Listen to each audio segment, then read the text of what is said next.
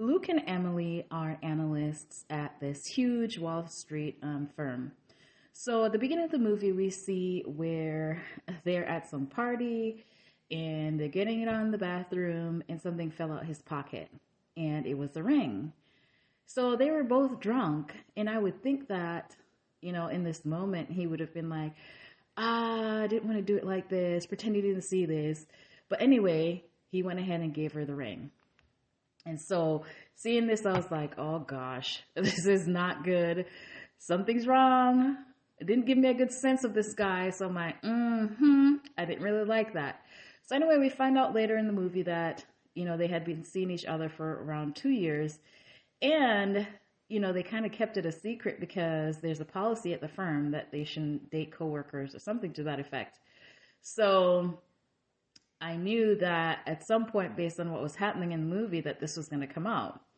So anyway, we see where one of the guys were pulled into the office, and apparently he was getting fired. And the office is all glass, so all the analysts on the floor can see what's happening. And we just see this guy just tearing up the office. So they knew what was happening.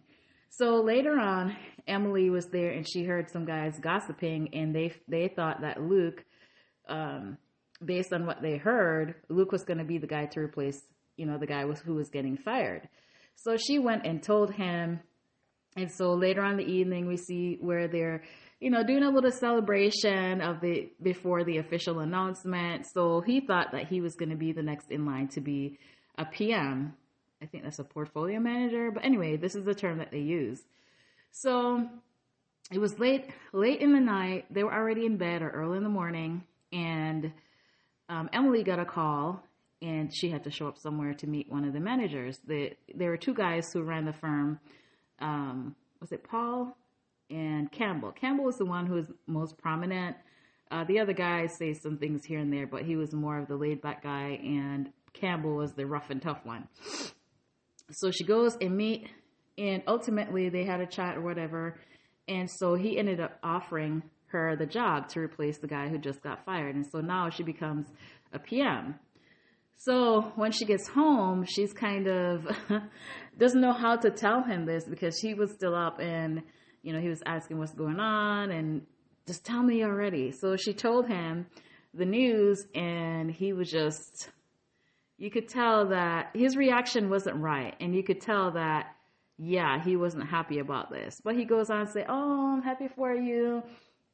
Give her a hug, but it wasn't really warm. He smiled, but the smile never reached his eyes. So we knew this was about to be some crap now because he's clearly jealous of her. And I understand that if this is something that you're looking forward to, and you'll feel a bit down if you get disappointed and things don't work out. But yeah, you can still be happy for your partner, and it didn't seem as though he was. So, we see where he is, over time, he seems to be resentful. He kind of shuts down, and their sex life just kind of suffers because I feel like he's just overcome with jealousy, anger. And so one day we see where he's looking at, it seems to be like some personal development type of thing, but it was something about the art of perception and getting people to see you as the way that you see yourself or something like that. So you see, he's kind of obsessed with that. He wants to prove to the managing partners that, he's qualified or he should be chosen. And so he's taking his notes and whatnot. So one day she came home, she was out with the guys, and she came home later because now that she's a PM, she gets invited to do stuff after work. And one of the things he mentioned, oh, there's something in here about appearance and, it'll be good for you. And she was like, what do you mean? And so this was when he started to kind of demean her and attack her and try to tear her down. It's like, well, who can take you serious when you dress like a cupcake? And I was just like, oh my gosh. And then he also mentioned something to allude to the fact that she was weak, not assertive enough. And I was just like, this guy's got to go. So, I feel like she feels sorry for him, and maybe she knows that he's hurting from the disappointment. But anyway, she was mad about that. But, they were living together. And so it's kind of like, where can he go? So she tries to sweep it away. And so one day she was at work. She went out to get cigarettes or whatever. They've been working on some information on this company, and they were trying to decide whether it was a good idea to do a transaction, make a play for the company.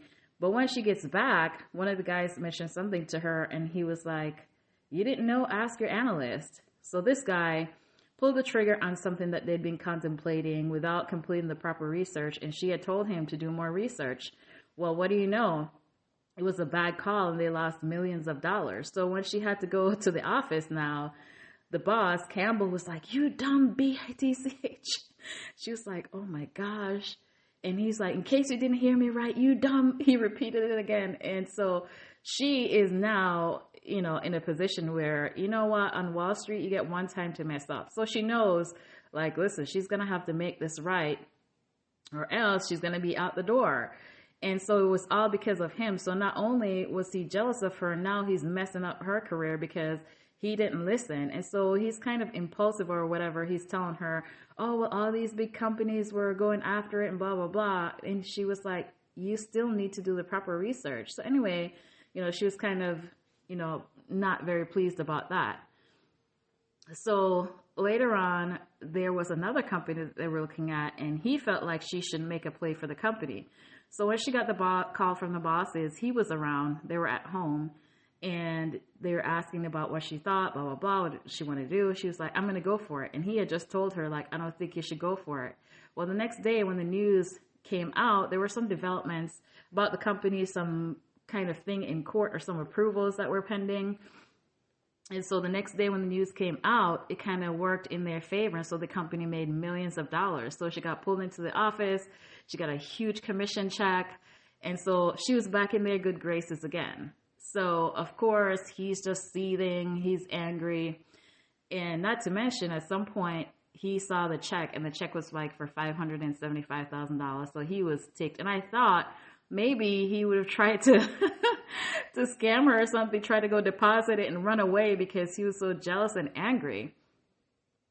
So after that happened, things just went from bad to worse. He didn't want to have anything to do with her. He always had snarky stuff to say. So on top of all that, her mom, when she had told her mom that they gotten engaged, she, planned a surprise party. They were coming into town. Grandma's coming. People are coming in. And so she didn't know how to tell her, that things were rough, or she didn't know how to call it off. Also, his parents were coming too. And so when she found that out, she's like, "Oh my gosh." So she kind of tried to placate her mom. So when there was another guy who got fired, and he thought like maybe it was his turn now. Now, when Emily first became PM, she said she would try to get him, in their good graces, try to, show them what he's done. And she did talk to them in her, she did talk to them, highlighted things that he did right or whatever. And they felt like they told her that he was basically a pity hire. And she didn't tell him that. But, she tried to encourage him to apply somewhere else, and he didn't want to. But ultimately, they were just trying to push him out without really saying anything. And so there was an opening that happened, and now he decides that she needs to talk to the bosses. Now, she had offered this before when she first became PM, and he wasn't having it. So now he's trying to force her to go do it now. He's like, "You need to do it now." And she's like, "Well, now is not a good time. They're not in a place to hear this." And so he barges into the guy's office, into Campbell's office, and he told him how, he did a presentation when they were in college and how he wanted to be like him, and basically said, "Oh, he's like his God," or whatever. This is the way he was trying to sell himself. And then he went down on his knees in front of this guy. Everybody on the floor could see it. And it's like you could get 6th-degree embarrassment because he's on the floor. And you're like, oh my gosh, everybody's embarrassed for him. And then this guy walks in, and he was like, "Oh yeah, by the way, this is the guy from 3G or something. It's another company. I poached him from another company. He made $90 million for them this past quarter." And so he realized that, oh my gosh, it was never going to happen for him. And the boss was like, "Okay, is there anything else you need to say while you're down there?" I was like, oh my gosh. Yeah. So when that happened, he went out drinking. She couldn't find him or whatever. And he was missing from work the next day and I think the following day. So then she had a presentation that she was doing on something. They had some client coming in. And then he shows up all disheveled and drunk and, you know, got stuff to say and just embarrassing, just ruined the presentation. And then he blurts out how they had been seeing each other. And I knew it would have been at some point he would have done that out of spite because he was so mad at her and angry.